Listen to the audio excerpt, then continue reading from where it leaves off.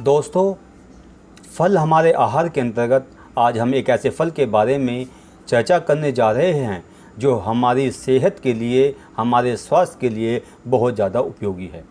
आज हम इसके बारे में विस्तृत रूप में चर्चा करेंगे और इसको जानने का प्रयास करेंगे कि जो ये फल है ये हमारे लिए कैसे उपयोगी हो सकता है, इसके अंदर कौन कौन से पोषक तत्व होते हैं, न्यूट्रिशन वैल्यू उनकी क्या होती है, इन सब के बारे में आज हम आपके सामने चर्चा करेंगे।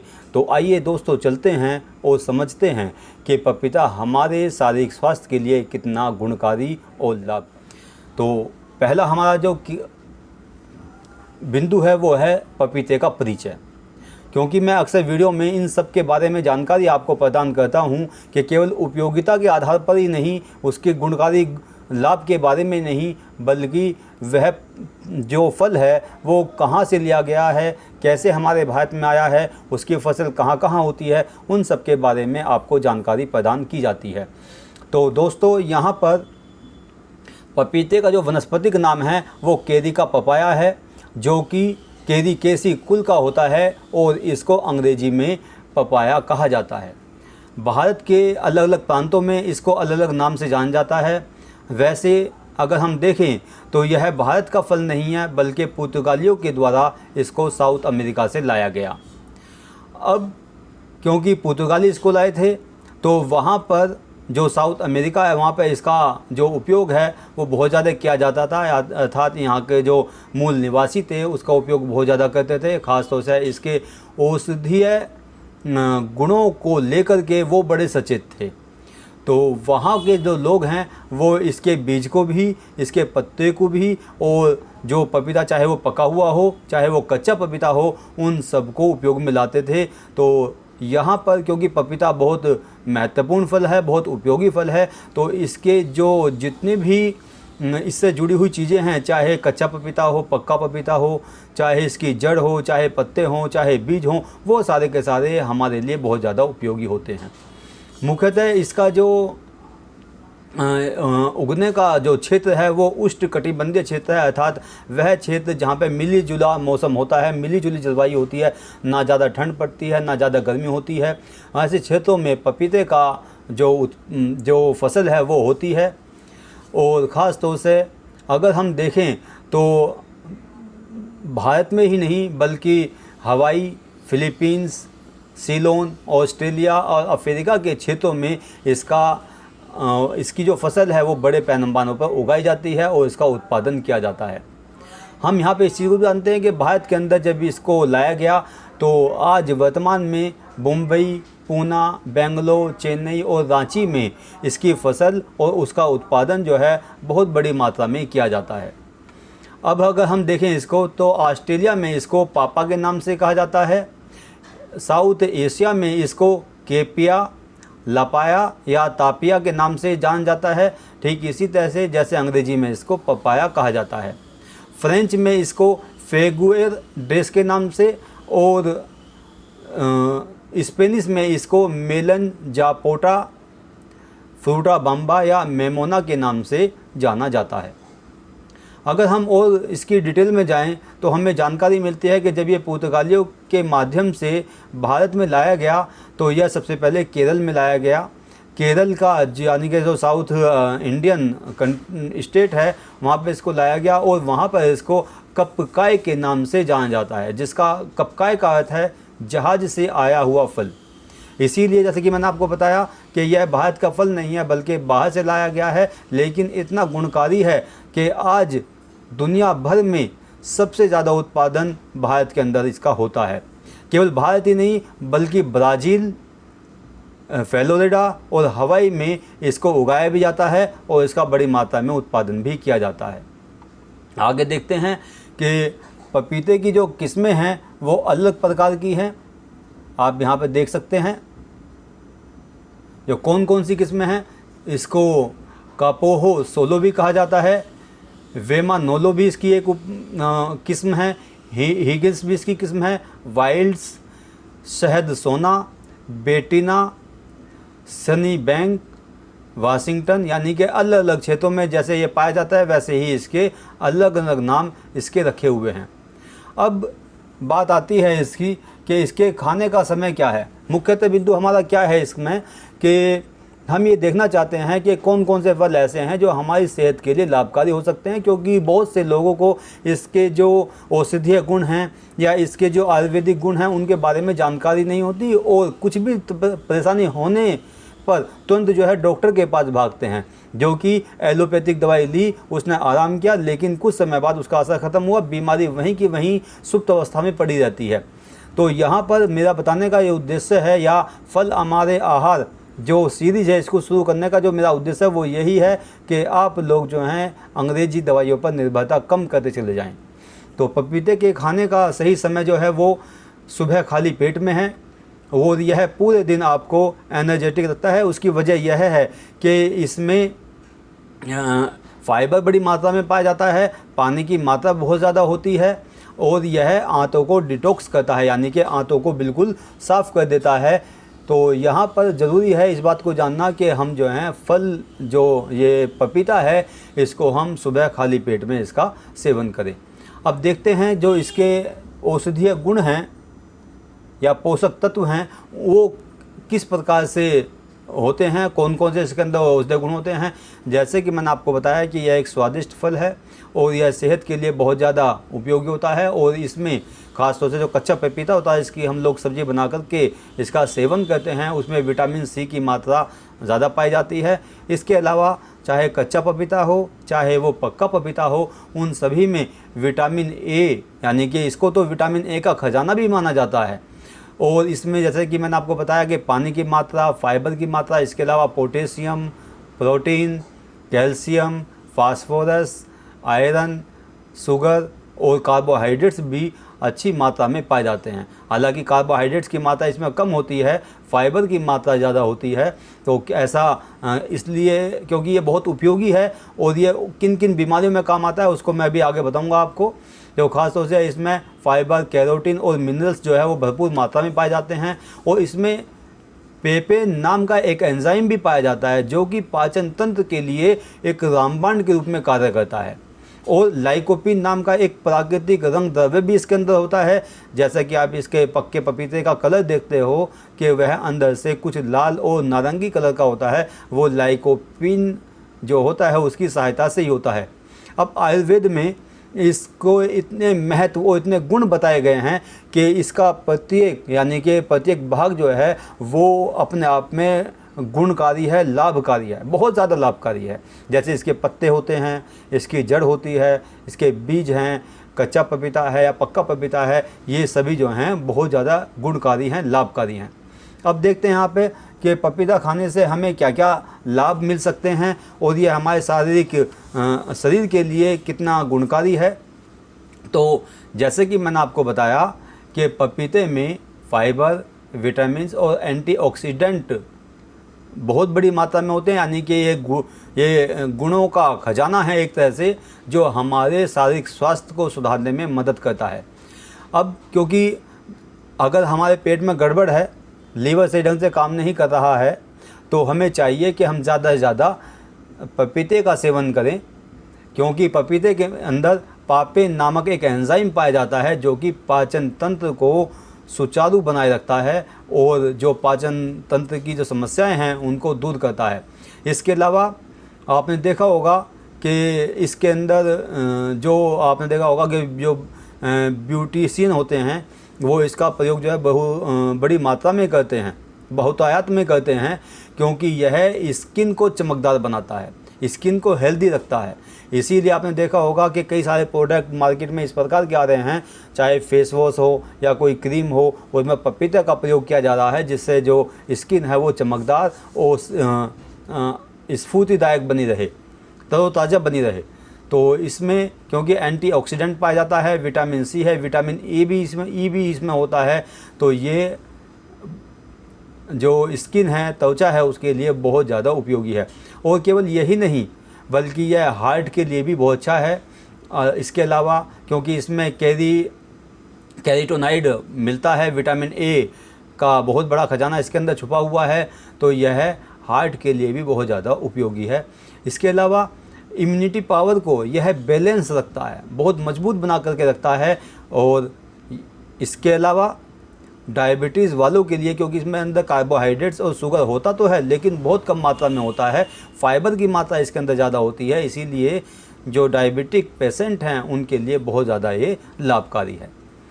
इसके अलावा बालों के लिए भी उपयोगी है, और यह शरीर के अंदर जो हमारे गंदे पदार्थ जमा हो जाते हैं, हमारी आंतों में जमा हो जाते हैं, लीवर में जमा हो जाते हैं, उनके लिए डिटॉक्स का काम करता है।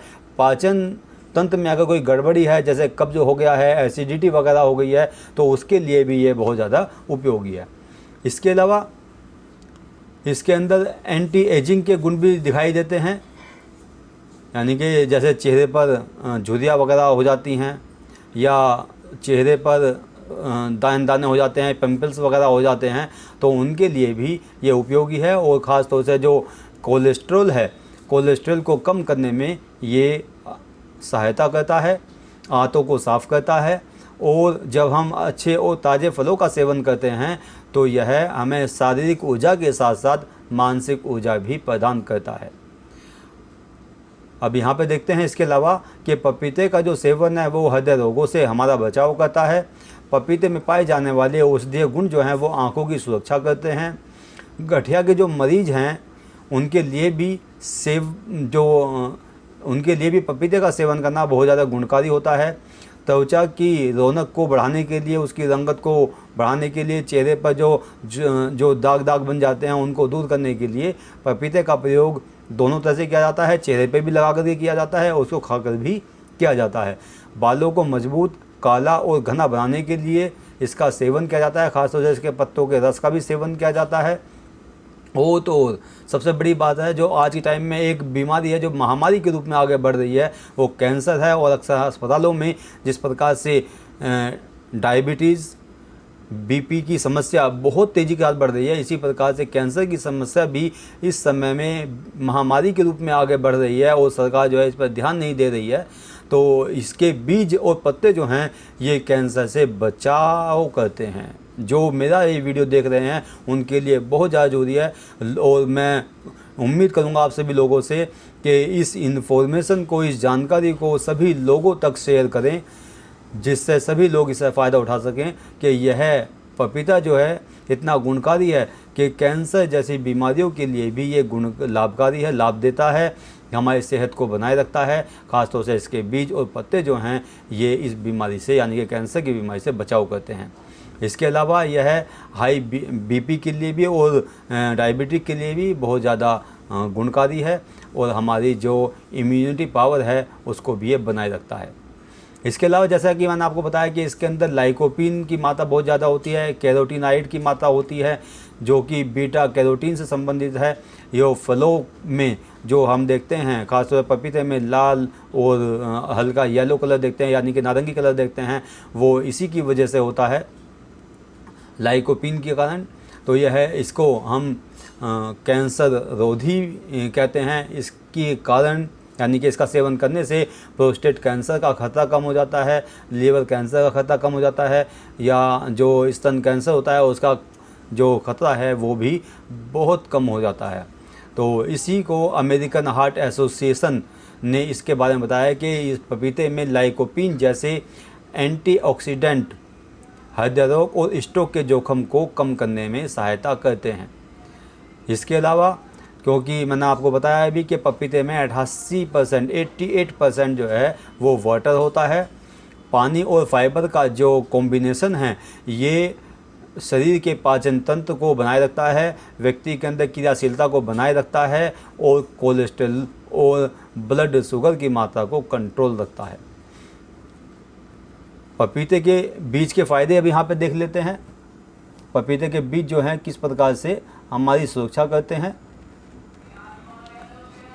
पपीते के बीजों का इस्तेमाल पारंपरिक रूप से आंतों के परजीवियों से निपटने के लिए एक प्राकृतिक उपचार के रूप में किया जाता है। हम यहाँ पर देखते हैं कि ये एंटी पैरासिटिक का जो प्रभाव होता है उसको कम करते हैं, यानी कि हानिकारक जो जीव होते हैं, बैक्टीरिया होते हैं, उनके प्रभाव को कम करते हैं और लीवर को सुरक्षात्मक प्रभाव देते हैं। बीज में मौजूद कुछ यौगिक होते हैं इसके अंदर, जैसे फ्लेवोनॉइड्स, फेलोनिक एसिड, वो लीवर को भी और साथ साथ जो गंदे पदार्थ हमारी बॉडी के अंदर है उनको दूर करने में हमारी मदद करते हैं। या इसके अलावा और भी ये चीज़ देखी जाती है यहाँ पर कि अगर बॉडी में कहीं सूजन हो गई है, जख्म हो गया, घाव हो गया है, तो उसको ठीक करने में भी पपीते के जो बीज हैं वो हमारी सहायता करते हैं। इसके अलावा पपीते के जो पत्ते हैं, जैसा कि आप चित्र में देख भी रहे हैं, पपीते के पत्ते काफ़ी बड़े बड़े होते हैं और हरे रंग के, हल्के हरे और तेज़ हरे रंग के भी होते हैं।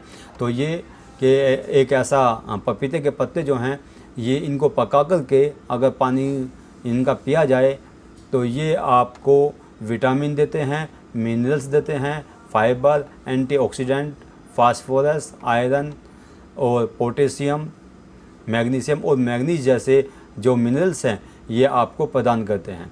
तो इसके सेवन से आपको बहुत ज़्यादा लाभ हो जाता है। इसके अलावा जब हम इसके गुणों की बात करते हैं तो ख़ास तौर से जैसा कि मौसम बदलता है और कई तरह की बीमारियां हमारे सामने आती हैं, तो उनमें ख़ास तौर से डेंगू में प्लेटलेट्स को बढ़ाने के लिए पपीते के पत्तों का जो जूस है, उसका जो रस है, उसको सेवन करने की सलाह जो है आयुर्वेद के अंदर दी जाती है। इसी के अलावा जैसे कि मैं आपको बताया कि पाचन में, लिवर को ठीक करने में, डायबिटिक में, स्किन को बनाए रखने में, अच्छी हेल्दी बनाए रखने में मदद करता है, बालों को बनाए रखने में मदद करता है, ये सब चीज़ें हैं। और इसके अलावा पपीता एक ऐसा फल है जिसमें कई पोषक तत्व और एंजाइम होते हैं, शरीर को स्वस्थ रखते हैं। और इसमें जो पेपेन, जैसे कि आपको बताया मैंने, पेपेन नाम का एक जो एंजाइम पाया जाता है, वो जो है इसमें जो ख़ास तौर से लेडीज़ को जो पीरियड की समस्या होती हैं उनमें ये गुणकारी है। अब आगे बढ़ते हैं इसमें और देखते हैं कि हम जो हैं इसका प्रयोग, यानी कि जो पपीता है इसका प्रयोग जो है इसको किस किस तरीके से करते हैं। क्योंकि हमने देखा है अक्सर कि पपीते को हम काट करके ऐसे ही खा लेते हैं, ठीक है, लेकिन इसके लिए हम जो है अलग तरीके, यानी कि इसके जो हैं जूस बनाकर भी इसका सेवन कर सकते हैं, स्मूदी बना सकते हैं, ठीक है, और सालसा बना सकते हैं इसके। और फलों के, यानी कि जो कई सारे फल हैं उनका जूस बना करके भी इसका सेवन कर सकते हैं, सलाद बना करके भी इसका सेवन कर सकते हैं, सूप बना सकते हैं इसका। तो और इसको हम आइसक्रीम बना करके या शरबत बना करके या मिल्क शेक बना करके भी हम इसका प्रयोग कर सकते हैं। तो कहने का मतलब यहाँ पे यह है कि पपीते को किसी भी तरह से हम सेवन करें, लेकिन इसका सेवन हमें ज़रूर करना चाहिए। अब यहाँ पे बात आती है, क्योंकि एक गुणकारी फल तो है ही, एक गुणकारी फल तो ये है ही, अब इसमें कौन कौन से हमारे सेब जो पपीता है इसके अंदर कौन कौन से न्यूट्रिशन वैल्यू क्या है, उनकी कौन कौन से गुण उसके अंदर और पाए जाते हैं, उनके बारे में चर्चा कर लेते हैं। जैसे कैलोरीज़ है, वो वसा है, फैट है, सोडियम है, कार्बोहाइड्रेट्स है, फाइबर है, शुगर है, प्रोटीन है, विटामिन ए है और vitamin C, potassium, folate, beta carotene और लाइकोपिन, ये सब चीज़ें अलग अलग मात्रा में यहाँ पर पाई जाती है। सबसे ज़्यादा बड़ी बात यह है यहाँ पर कि इसके अंदर कैलोरी की मात्रा बहुत ज़्यादा होती है, फाइबर अच्छी मात्रा में पाया जाता है, ठीक है, और विटामिन ए भी, जैसे कि मैंने आपको बताया, विटामिन और विटामिन सी भी बड़ी मात्रा में पाया जाता है। तो ये सारी चीज़ें जो होती हैं ये आपको स्वस्थ रखने में सहायता पहुँचाती है, इसीलिए हमें इसका सेवन करना चाहिए। अब यहाँ पे आती है कि फल का सेवन हम लोग करते हैं, लेकिन इसके कुछ कहीं ना कहीं थोड़े से अगर हमें फ़ायदे मिलते हैं, तो अगर हम किसी चीज़ की अति करते हैं तो इसका भी नुकसान जो है वो देखने को मिलता है।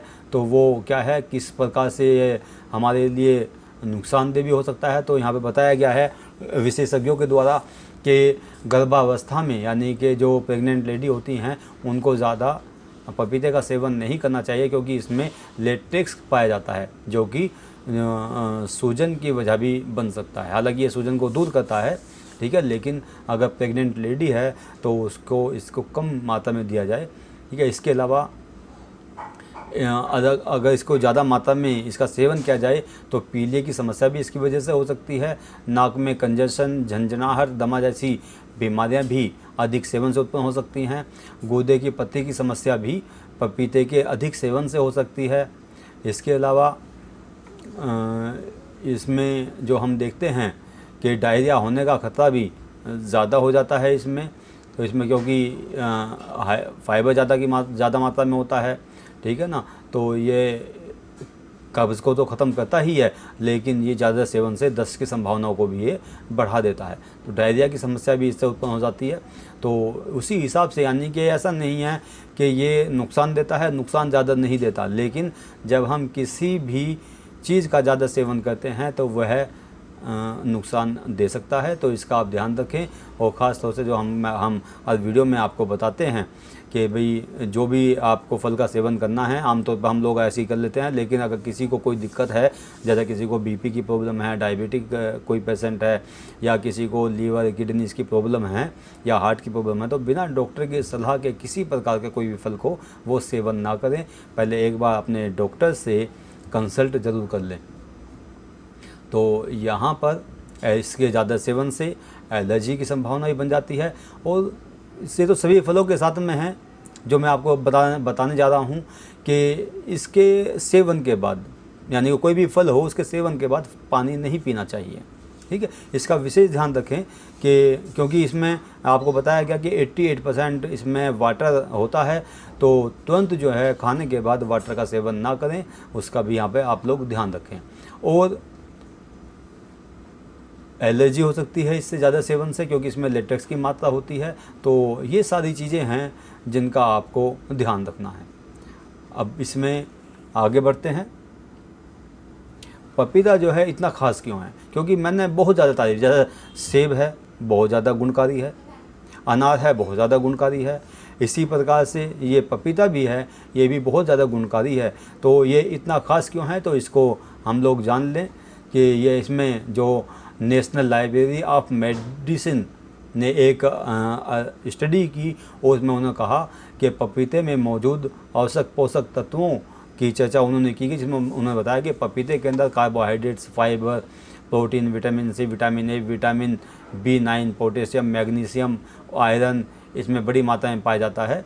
ठीक है, तो विटामिन ई भी इसमें मिलता है, विटामिन B3 भी मिलता है, विटामिन B1 भी मिलता है, B5 भी मिलता है, यानी कि बहुत सारे विटामिन जो हैं इसके अंदर पाए जाते हैं। इसीलिए यह हमारे पाचन तंत्र के लिए बहुत अच्छा है, गुणकारी है, लीवर को स्वस्थ रखता है, डिटॉक्स करता है बॉडी को, आंतों को बिल्कुल साफ़ कर देता है। ठीक है, लेकिन इसका अधिक मात्रा में सेवन नहीं करना चाहिए। ठीक है, तो आज की इस वीडियो में इतना ही। मैं डॉक्टर फ़खरुद्दीन आपसे विदा लेता हूं, और अगली नेक्स्ट वीडियो आपके पास जरूर पहुंचेगी। मेरा थोड़ा सा ये अनुरोध है आपसे कि जो वीडियो बनाई जा रही हैं बहुत मेहनत से बनती हैं, आप सभी को पता है, और ये खास जानकारियां हैं, सामान्य जानकारियां हैं जो लोगों को पता नहीं होती, ये आप तक पहुंचाई जा रही हैं, जिससे आप जो हैं जो इंग्लिश दवाइयाँ हैं उनके सेवन से अपने आप को बचाएँ, क्योंकि ये आपको बहुत ज़्यादा नुकसान देती हैं। और जितना भी हो सकता है प्राकृतिक चीज़ों का आप लोग प्रयोग करें। तो इन्हीं शब्दों के साथ में जय हिंद, जय भारत।